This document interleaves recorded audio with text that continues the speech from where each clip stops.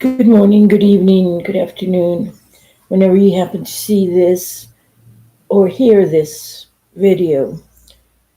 Three Wondrous Answers, 7a, Chapter 7, Circle of Mindfulness, written by Thich Nhat Hanh, Vietnamese. 7a, the most important time, the most important person, the most important pursuit. Pursuit. Most important pursuit. Pursuit. Most important pursuit. Pursuit. I thought I had recorded it, which I hadn't. Okay. Yeah, I just woke up. Yeah. Anyway, to end, let me retell a short story of Tolstoy's,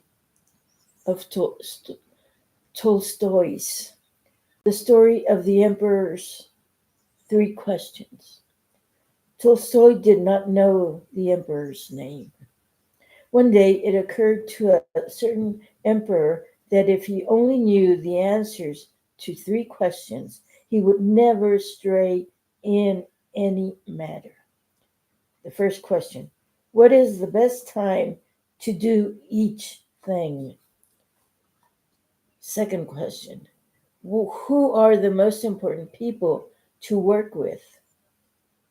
Question number 3: what is the most important thing to do at all times? The emperor issued a decree throughout his kingdom announcing that whoever could answer the questions would receive a great reward. Many who read the decree made their way to the palace at once, each person with a different answer.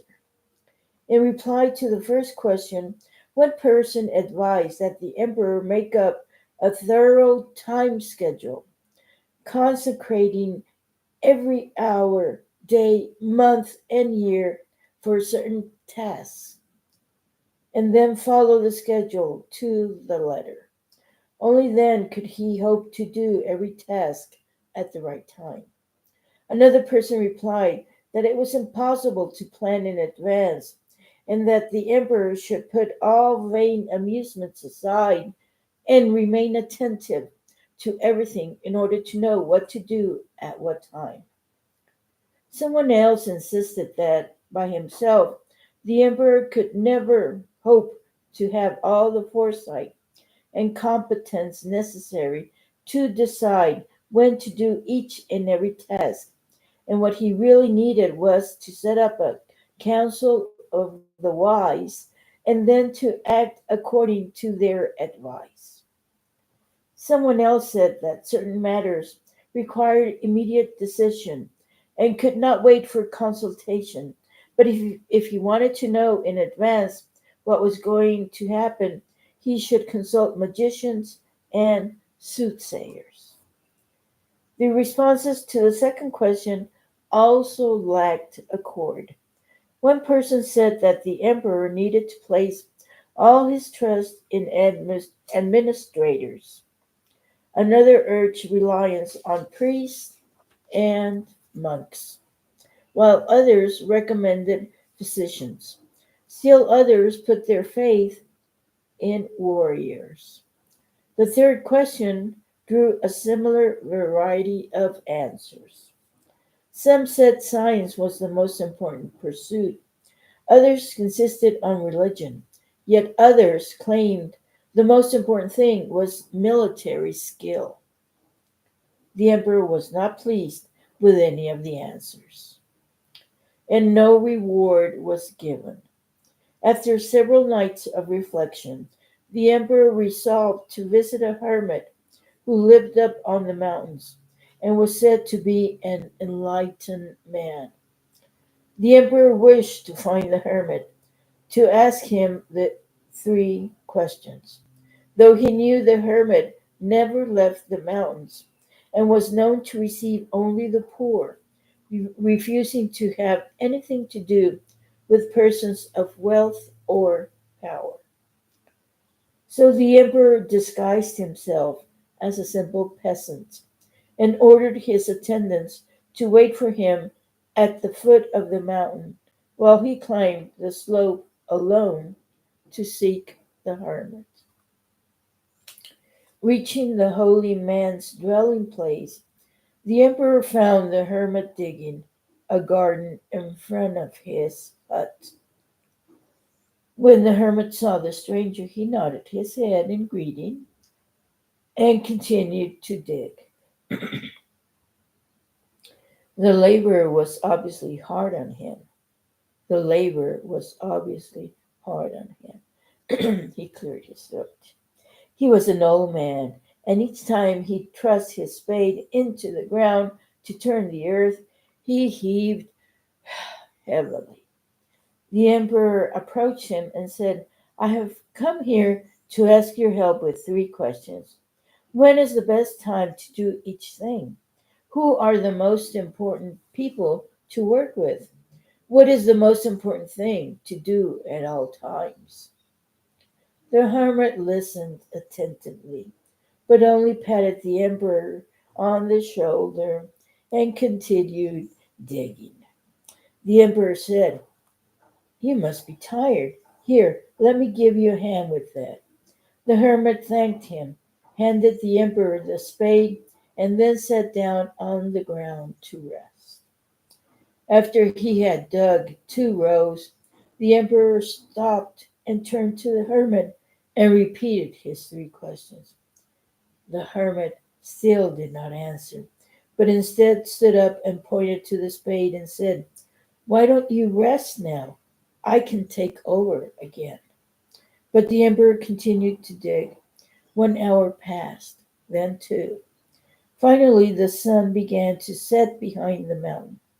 The emperor put down the spade and said to the hermit, I came here to ask if you could answer any if you could answer my 3 questions, all of them. But if you can't give me any answer, please let me know so that I can get on my way home. The hermit lifted his head and asked the emperor, Do you hear someone running over there? The emperor turned his head. They both saw a man with a long white beard emerge from the woods. He ran wildly, pressing his hands against a bloody wound in his stomach. The man ran towards the emperor before falling unconscious to the ground, where he lay groaning and moaning. Opening the man's clothing, the emperor and hermit saw that the man had received a deep gash. The emperor cleaned the wound thoroughly and then used his own shirt to bandage it. But the blood completely soaked it within minutes. He rinsed the shirt out and bandaged the wound a second time and continued to do so until the flow of blood had stopped. At last, the wounded man regained consciousness and asked for a drink of water. The emperor ran down to the stream and brought back a jug of fresh water. Meanwhile, the sun had disappeared and the night air had begun to turn cold. The hermit gave the emperor a hand in carrying the man into the hut, where they laid him down on the hermit's bed. The man closed his eyes and lay quietly. The emperor was worn out from a long day of climbing the mountain and digging the garden. Leaning against the doorway, he fell asleep. When he rose, the sun had already risen over the mountain. For a moment, he forgot where he was and what he had come here for. He looked over to the bed and saw the wounded man also looking around him in confusion. When he saw the emperor, he stared at him intently and then said in a faint whisper, Please forgive me. But what have you done that I should forgive you? The emperor asked. You do not know me, your majesty, but I know you. I was your sworn enemy, and I had vowed to take vengeance on you. For during the last war, you killed my brother and seized my property. When I learned that you were coming alone to the mountain to meet the hermit, I resolved to surprise you on your way back and kill you. But after waiting a long time, there was still no sign of you, and so I left my ambush in order to seek you out.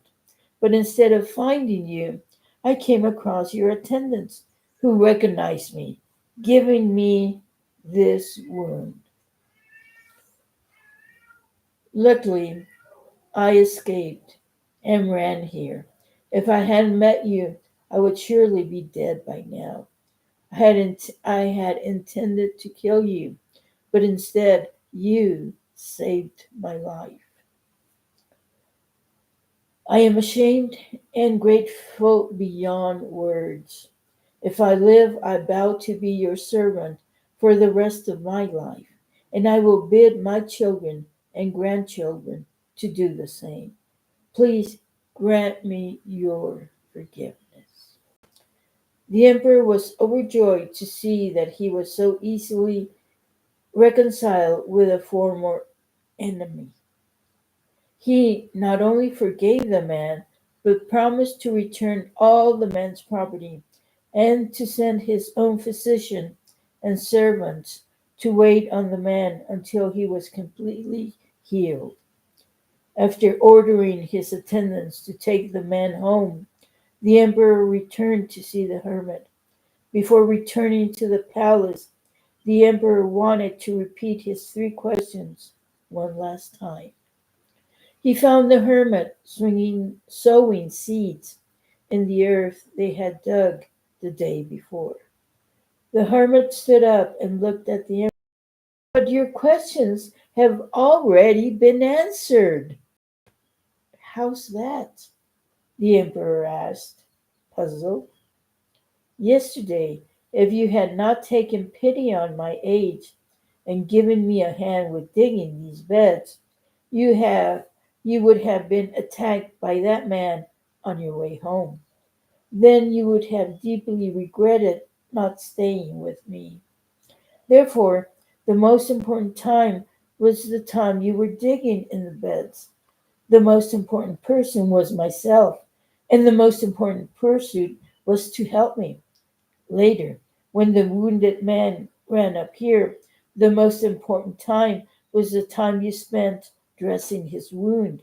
For if you had not cared for him, he would have died, and you would have lost the chance to be reconciled with him. Likewise, he was the most important person, and the most important pursuit was taking care of his wound. Remember that there is only one important time, and that is now. The present moment is the only time over which we have dominion. The most important person is always the person you are with, who is right before you, for who knows if you will have dealings with any other person in the future? And the most important pursuit is making the person standing at your side happy, for that alone is the pursuit of life. Tolstoy's story is like a story out of scripture. It doesn't fall short of any sacred text. We talk about social service, service to the people, service to humanity, service for others who are far away, helping to bring peace to the world. But often we forget that it is the very people around us that we must live for first of all. If you cannot serve your wife or husband or child or parent, how are you going to serve society? If you cannot make your own child happy, how do you expect to be able to make anyone else happy? If all our friends in the peace movement or of service communities of any kind do not love and help one another, whom can we love and help? Are we working for other humans, or are we just working for the name of an organization? Finally, I recorded it. Thank you very much. Until next video. Thank you.